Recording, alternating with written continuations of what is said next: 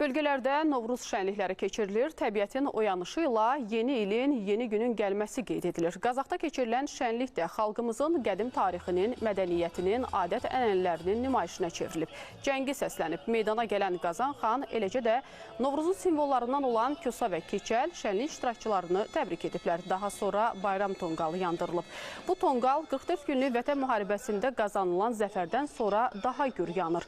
Həm də ölkəmizin hər bir güşəsində alovlandırılır. Bayram tədbiri daha sonra konsert proqramı ilə davam etdirilib.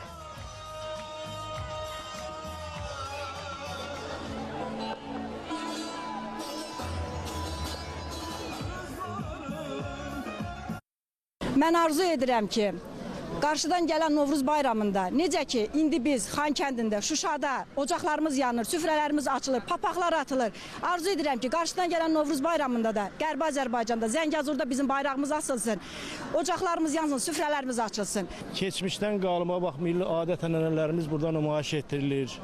Dəyələr qurulubdur, türk dəyələri və Novruz təyanları qoyulubdur hər tərəfdə.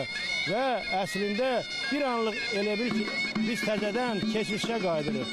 Lakin bu keçmişin içində bir gələcək var, bir sabah var, işıq var.